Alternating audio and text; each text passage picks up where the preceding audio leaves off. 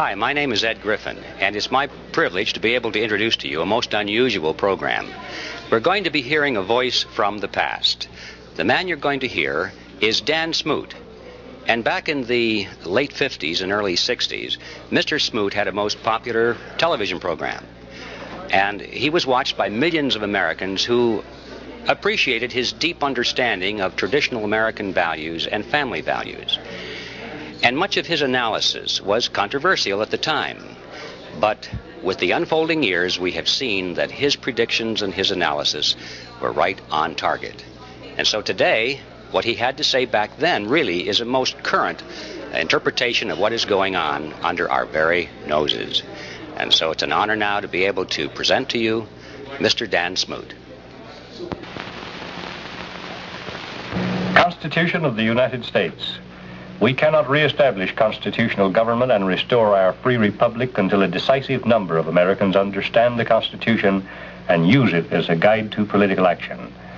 A constitution is meaningless unless it is construed to mean exactly what it says, and unless agents of government are compelled to obey all its provisions.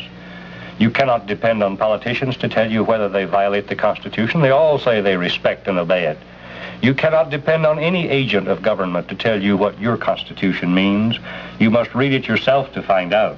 When you find out, you should do your utmost to remove from public office every official who violates the Constitution's clear meaning, if you want to save your own freedom and help restore your republic.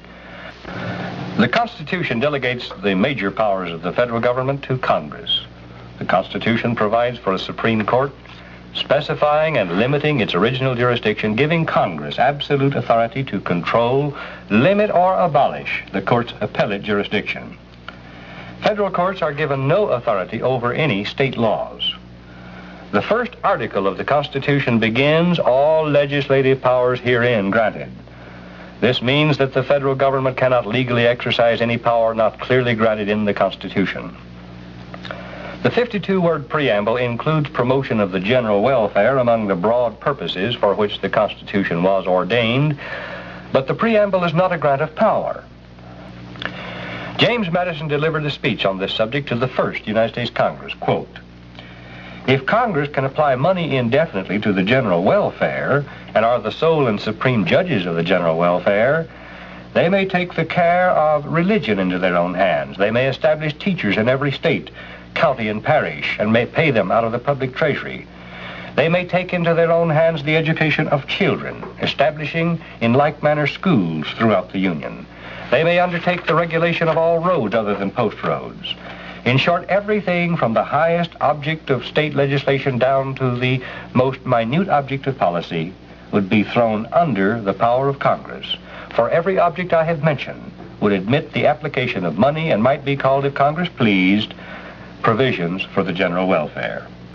In short, the Constitution created a system in which the federal government is limited to enumerated powers, states remaining sovereign republics with regard to their internal affairs.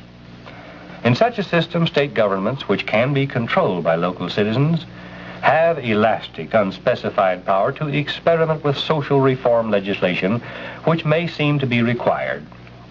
Legislation, for example, dealing with unemployment, medical care for the destitute, and other such general welfare programs. If a state government abuses its broad powers, it will lose productive citizens to other states. The experience of other states and competition among states will force correction of major errors.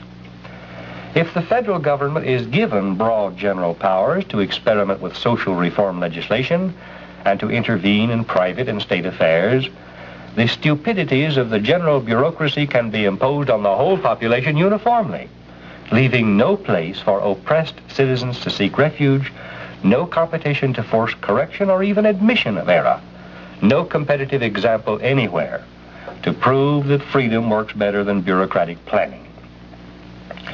If federal officials assume power to experiment with programs not authorized by the Constitution, they break the contract of government, the Constitution.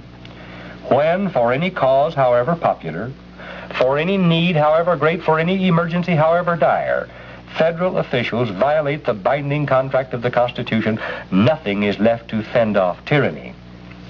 When the federal government commits one act not authorized by the Constitution, it cracks the dam erected to control governmental power. The crack may at first be imperceptible, but eventually it will widen until the dam is gone, and a destructive flood of uncontrollable governmental power will engulf all. Thomas Jefferson, author of the Declaration of Independence, expressed the unique American concept of a constitutionally limited federal government when he said, "In questions of political power, speak to me not of confidence in men, but just bind them down from mischief with the chains of a constitution." This is an orange. If you were told it was something else, you wouldn't believe it, would you? This is called visual identification based on experience.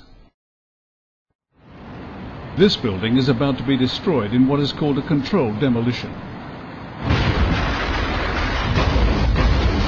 Buildings do not do this spontaneously. Here is another example of a controlled demolition.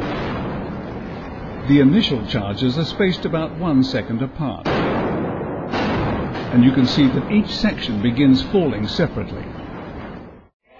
Successful demolitions require that all structural support columns collapse at virtually the same time. If they don't, or if something else goes wrong, the result will look something like this. This is World Trade Center 7 just before it collapsed on September the 11th, 2001. It had not been hit by an aircraft. It had been damaged by falling debris and fire. But by 5:20 p.m. most of the fires had been extinguished. Although the building was 47 stories high, it doesn't fall sideways, nor collapse unevenly. For this to have happened, all of the building's vertical supports must have given way at almost exactly the same time. Yet the Federal Emergency Management Agency reported that the collapse was due primarily to fire. But what does it look like to you?